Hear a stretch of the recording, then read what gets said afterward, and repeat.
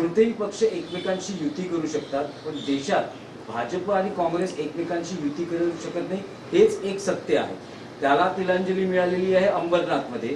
तुम्ही असं म्हणतात की भाजप आणि काँग्रेस इकडच्या स्थानिक आघाडीच्या माध्यमातून जर एकत्र येत असेल तर काँग्रेसनेही भाजपशी युती केली आहे ना. महाविकास आघाडी तुमचा पार्टनर आहे. चुकीचंच आहे ते. बघा, मी काय म्हणतोय, मी दोघांविषयी म्हणतोय, पण मला आश्चर्य भारतीय जनता पक्षाचं वाटतं. त्यांना काँग्रेसमुक्त भारत करायचं होतं मोदींना. महाराष्ट्रात चित्र वेगळं आहे. एक तर अर्धी काँग्रेस त्याने भाजपात सामील करून घेतलेली आहे आणि उरलेल्या ठिकाणी ते युती करतायत त्यांच्याबरोबर सरळ MIM बरोबर. बघा, MIM बरोबर सुद्धा भाजपनं कधी युती केली आहे का मुंबईच्या बाहेर, महाराष्ट्राच्या बाहेर मला माहीत नाही, पण महाराष्ट्रामध्ये नवा पॅटर्न आहे. भाजपला कोणीही चालतो. भाजप कामाठीपुऱ्यामध्ये उभी आहे धंदा करायला. कुणी या बरं का, जो पेजेला देईल त्याच्या शेजेला जायला भाजपा तयार आहे.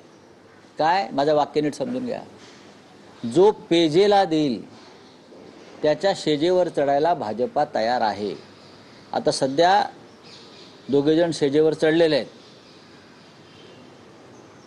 MIM आणि अंबरनाथला काँग्रेस. हा माझा डायलॉग नाही, हा जयवंत दळवींनी त्यांच्या नाटकात गुंतता हृदय हे मध्ये दिलं एक सुंदर वाक्य. जो पेजेला देईल त्याच्या शेजेवर.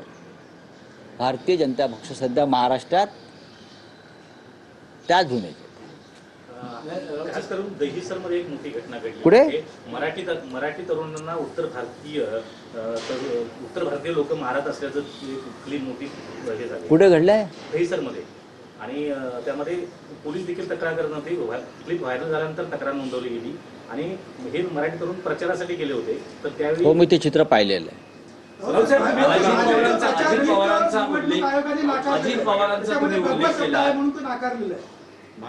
अजित पवारांचा उल्लेख केला. काल भाजप नेत्यांनी अजित पवारांना त्यांच्या जुन्या घोटाळ्यांची आठवण करून दिली आहे. ते असं म्हणत आहे की अजूनही 70,000 कोटी जे ब्लॅकमेलच करतायत ना. पेंडिंग आहे, निकाल म्हणजे तुमच्या इतिहासातली पानं आम्हाला चाळायला लावू नका. म्हणजे प्रश्न असा आहे की शेवटी तुम्ही ब्लॅकमेलचं राजकारण चालूच ठेवलं सगळ्यांच्या बाबतीत. अजित पवारना ब्लॅकमेल करून तुम्ही काँग्रेस राष्ट्रवादीतून फोडलं. एकनाथ शिंदे आणि 40 लोकांना ब्लॅकमेल करून तुम्ही फोडलं. अशोक चव्हाणला ब्लॅकमेल करून फोडलं. तुम्ही सगळ्यांना ब्लॅकमेल करताय. तुमचा धंदा ब्लॅकमेलिंगचा आहे. तुम्ही तर ग्रेट गॅम्बलर आणि ग्रेट ब्लॅकमेलर आहात. आणि तेच दिसतं आहे ना. ही फाईल उघडी आहे, ती फाईल उघडी आहे, ती फाईल उघडी आहे. बावनकुळे काय न्यायाधीश झालेत का तपास अधिकारी झाले? हां, अरे तुमचा वैचारिक मतभेद आहेत एकत्र. शरद पवारांबरोबर त्यांनी म्हणजे आमच्याबरोबर युती केली आहे, महायुतीबरोबर, महाआघाडीबरोबर, महायुतीनं, हे असं आम्ही म्हणतो. काय करताय तुम्ही? तुमच्या हिंमत आहे का? बावनकुळे काय बडबडतायत? फडणवीस काय बोलतायत? सावरकर. मग बसवा त्यांना समोर आणि द्या सावरकरांचे धडे. एकनाथ शिंदे असतील किंवा अजित पवार असतील, यांचा संबंध फक्त सत्ता, पैशाशी आणि गुंडगिरीशी आहे. यांना ना सावरकरांचा विचार, ना राम मनोहर लोहिया यांचा विचार, ना अटलजींचा विचार. जोपर्यंत सत्ता तुमच्याकडे आहे तोपर्यंत ते तुमच्याबरोबर राहतील. उद्या आमची सत्ता आले तर आमच्या दारातून उभे राहतील हे सगळे लोक.